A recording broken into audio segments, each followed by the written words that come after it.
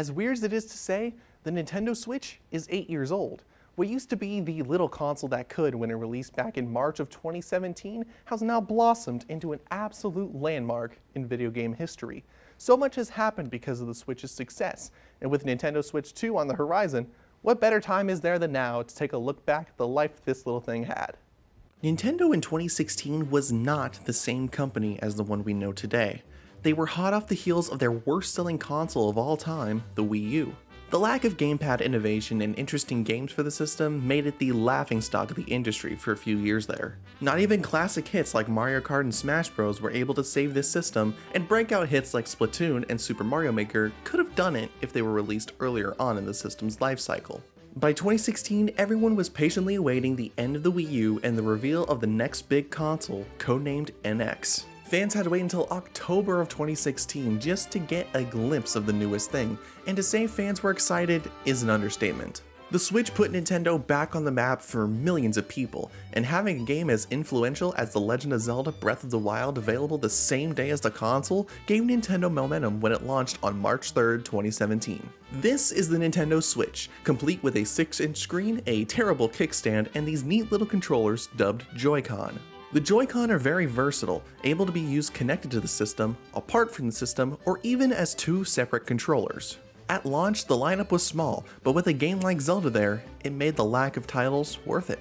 Also available is 1-2 Switch, a game meant to showcase the power of the Joy-Con controllers. It was a fun distraction for an hour and then never again. Also released was Fast RMX, a good F-Zero substitute when Nintendo doesn't want to release F-Zero, and Snipper Clips, an adorable co-op puzzle solver. Added the obligatory Just Dance and Skylanders games, and this is what you had to play at launch. Having Zelda there really made things acceptable, otherwise there wasn't too much. But luckily Nintendo was coming out of the gate swinging with the Switch's first year lineup. Zelda in March, Mario Kart 8 Deluxe in April, ARMS in June, Splatoon 2 in July, a new 3D Mario in the form of Super Mario Odyssey in October, and Xenoblade Chronicles 2 in December. All in all, if you were an early adopter, you were satisfied with the variety of first-party support Nintendo was providing the Switch with, a far cry from the Wii U days. And the sales showed that, as the Switch outsold the Wii U's total sales within the first year of the Switch being on the market.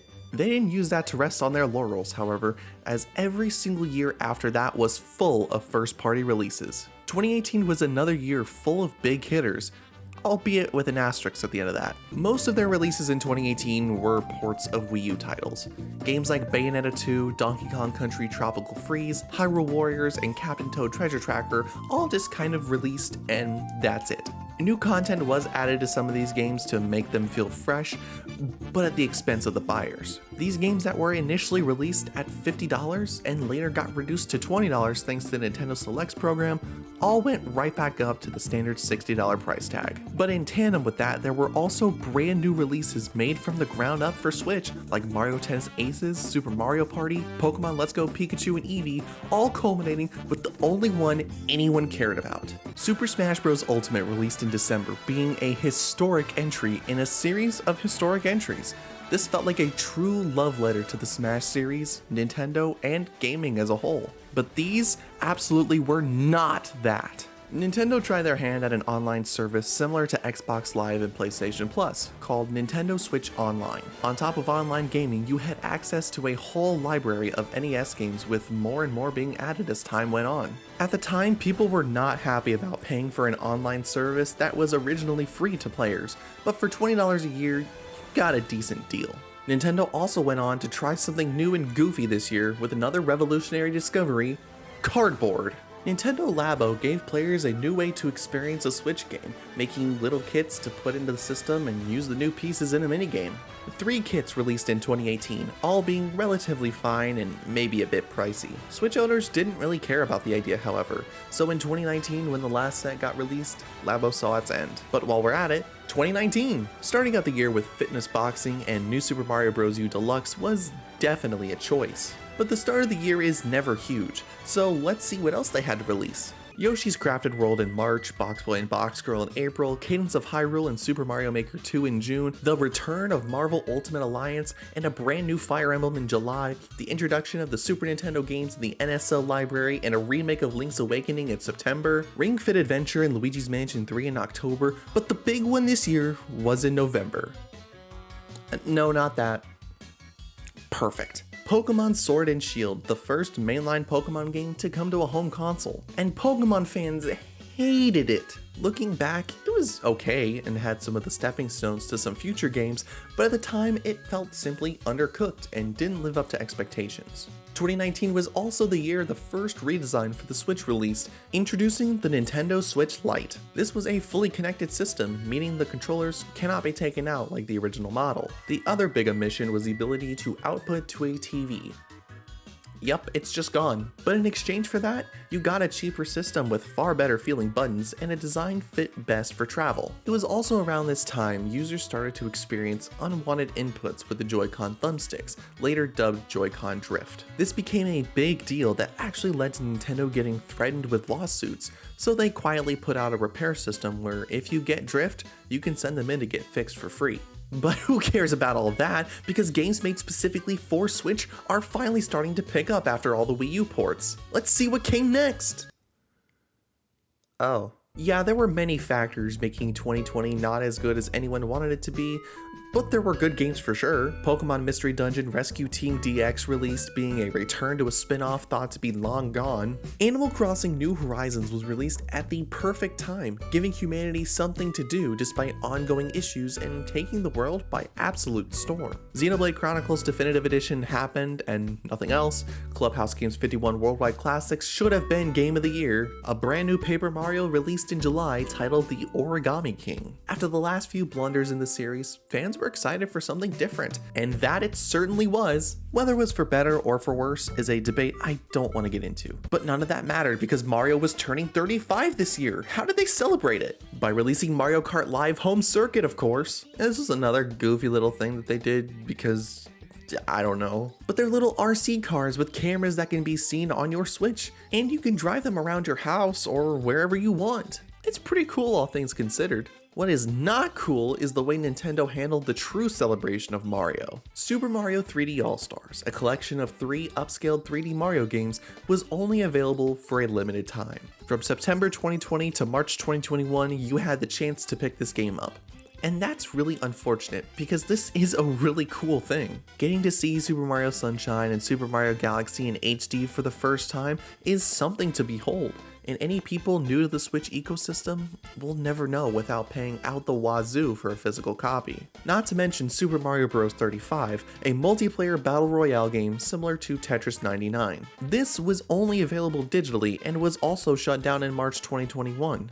But if that wasn't enough complaining, Pikmin 3 Deluxe? What a weird way to celebrate Mario's anniversary. Yeah, the Pikmin series finally made its way to Nintendo Switch with yet another Wii U port, but at least this one added some more content to the game that made it truly deluxe. And wonderfully enough, Hyrule Warriors Age of Calamity and Fitness Boxing 2 rounded out the 2020 releases. Truthfully, with everything going on in the world at that time, I think Nintendo had a pretty solid output in comparison to everyone else in the game industry. Yes, the other 2 companies put out new generation consoles, but only 5 people could actually get them, so does it really count? But 2021, on the other hand, really kicked things into gear once again. Super Mario 3D World plus Bowser's Fury kicked things off, being yet another Wii U port, but this one changed the entire way the game was played with tons of quality of life improvements, and on top of that, a brand new campaign was brought in. It's a shorter experience, but one that I'm sure glad exists, which is a lot more than I can say about Bravely Default 2. New Pokemon Snap released in April, being another return of a long-forgotten spin-off. And I'm gonna say it now, this is the best looking Pokemon game you'll see on Switch. Another long-forgotten franchise made its return with Famicom Detective Club. The first 2 games were localized and released only for digital purchase. Yikes. Miitopia also released immediately after that, being a 3DS port this time. With an upgraded customization system to how you can make Miis, this was a cool game to gawk at seeing your friends on the big screen, but not much else. Nintendo published DC Superhero Girls Teen Power because, I don't know, they lost a bet? Game Builder Garage also released, feeling a lot like it was supposed to be part of Nintendo Labo. This allowed you to make your own game, which is pretty neat. And immediately after all that came a brand new Mario sports game with Mario Golf Super Rush. Yawn. Another Wii game made its way to Switch as well, with The Legend of Zelda Skyward Sword HD. This was an interesting release, as there were some cool improvements, but at the same time, a lot of things had to be tweaked to not require motion controls, and made it more complicated in the long run. But the opposite of complicated is WarioWare, and Get It Together was the first home console entry in quite some time. October 8th saw the release of Metroid Dread, the first brand new 2D Metroid in almost 20 years. It became the best-selling Metroid game in series history, which is awesome to see. October also brought us Mario Party Superstars. Yes, it was just a collection of old content spruced up with HD visuals and enhancements, but that's why people love this one. This was the return to form that the Mario Party series needed. What was not a good return to form, however, was Pokemon Brilliant Diamond and Shining Pearl. This game did the bare minimum for a remake, essentially just putting the game in HD and removing content that was in the third version of the game, Pokemon Platinum. Not a lot of fans liked this remake, but the sales numbers won't show that. And finally, Big Brain Academy Brain vs. Brain. Great, next. 2021 was the year Nintendo released the second variation of the Switch model, dubbed Nintendo Switch OLED. It's got the same amount of power, but with a shiny new OLED screen, a better kickstand, and improved audio. Great, perfect, totally worth the extra money. But if spending extra money was your hobby of the week, Nintendo also made a new tier to Nintendo Switch Online, being the expansion pack.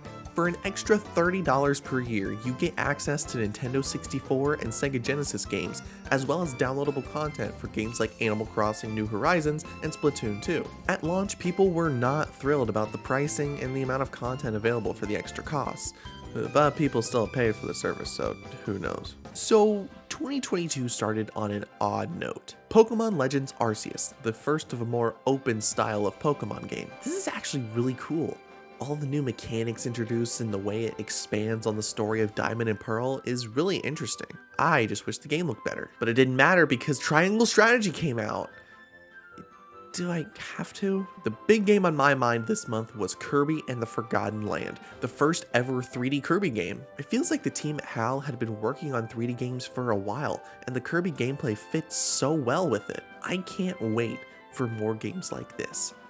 I can wait for more games like Nintendo Switch Sports, however. The case with these sports games is that they're fine at launch, but rely on online play and the promise of free updates later to keep people playing the game. But what that really does is cause people to say, wow, there isn't much here, and just move on to the next one. But you know, it's always nice to see a series like this come back. Just like Mario Strikers Battle League, come on! Again, there is absolutely nothing here to keep people interested. It's either play a quick match or play a quick match online. And charging $60 for a lot of these experiences is what really made the burn worse.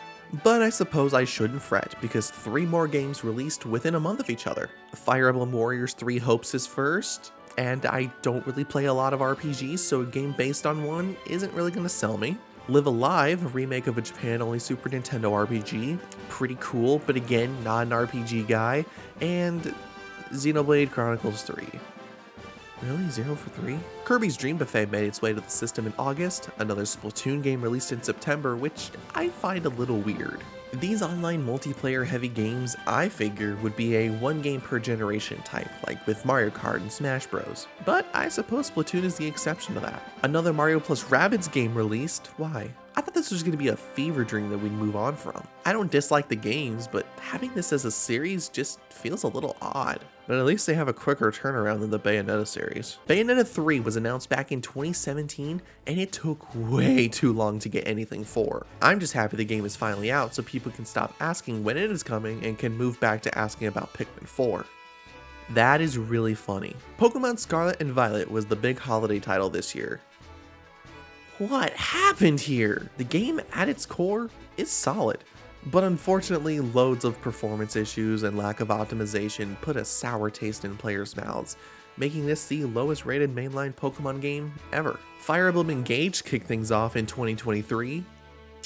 It sure did. But in February, we got a Nintendo Direct with 3 things releasing that day from Nintendo. First off were Game Boy games coming to Nintendo Switch Online. This is really cool, seeing the base service get more support, and over time with more expansive libraries, Nintendo Switch Online has been getting better and better. But if you were an expansion pack member, you got access to Game Boy Advance games, and man, this is way cooler! Getting to play Mario Kart Super Circuit, the Minish Cap, and dozens of other GBA hits is such a neat way to treat the expansion pack and really adds to its value.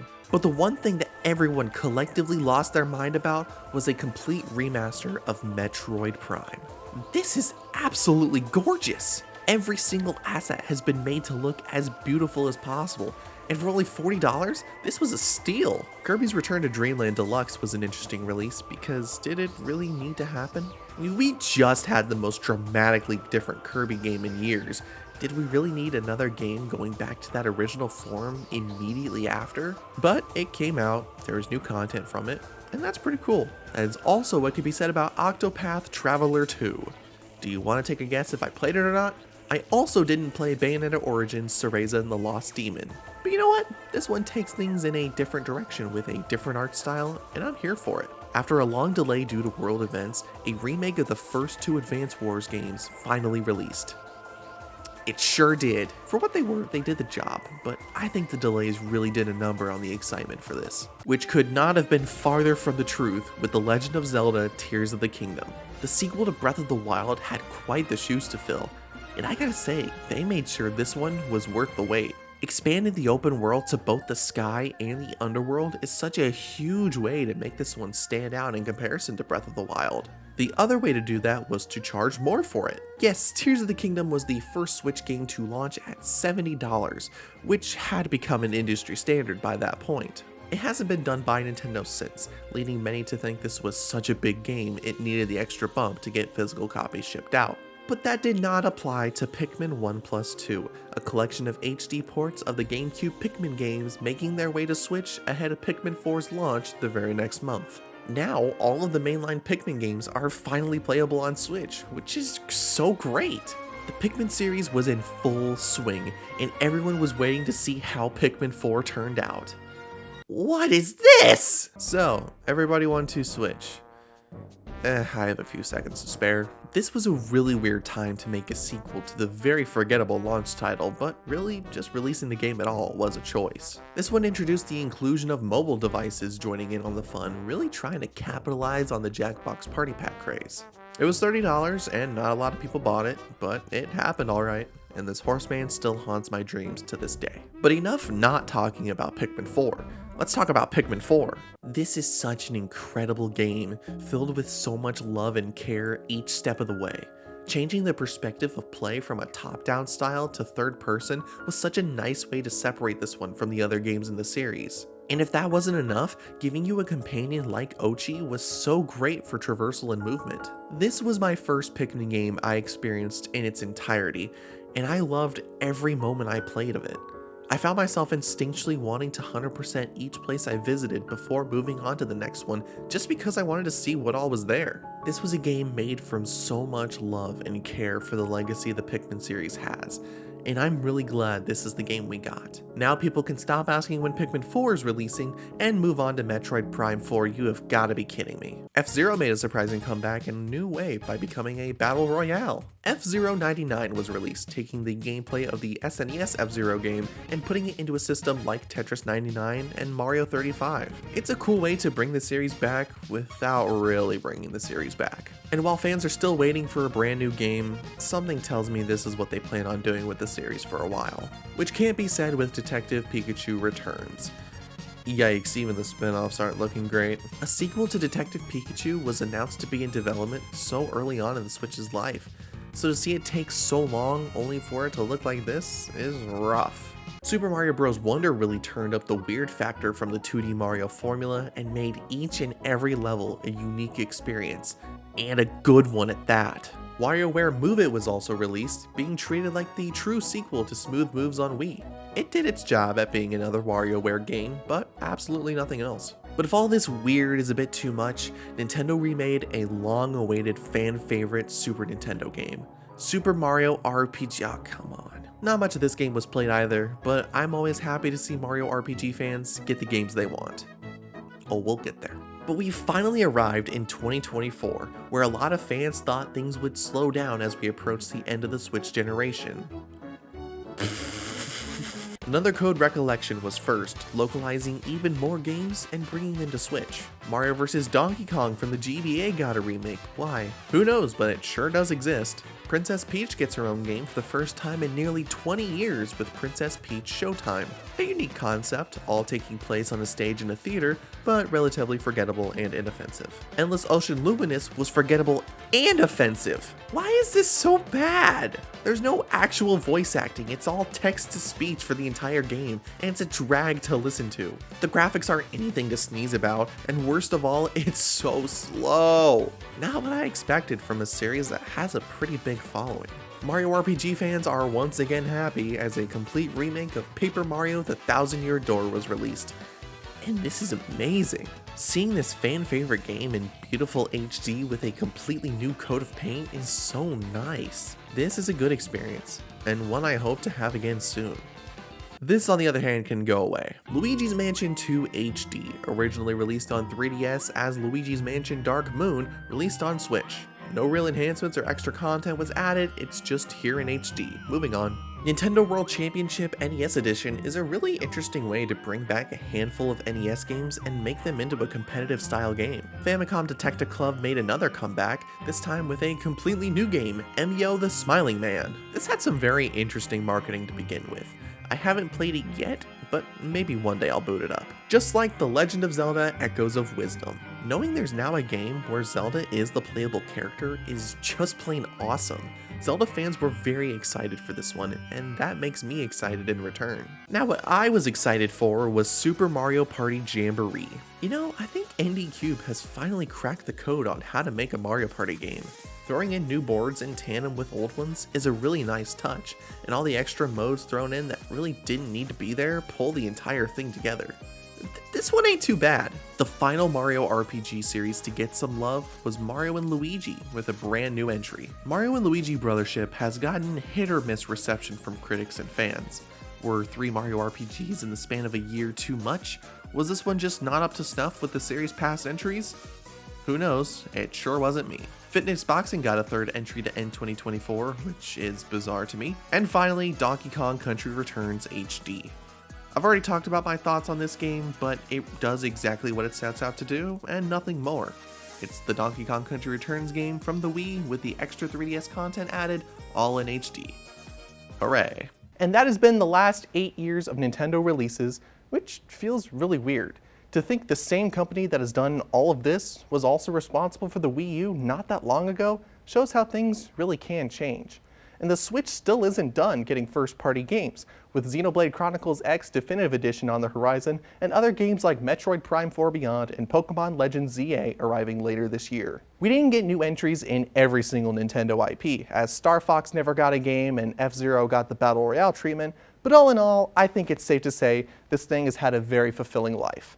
I've enjoyed every second I've played a Switch game, and I'm excited to have all new experiences with Nintendo Switch 2. But of course, we want to know, what has been your favorite memory with the Nintendo Switch? Do you have a favorite game from this generation? Head on over to the comments section and let us know your thoughts. Thanks for watching! Be sure to subscribe to our YouTube channel to stay up to date on all things Oops All Games and News Channel 20.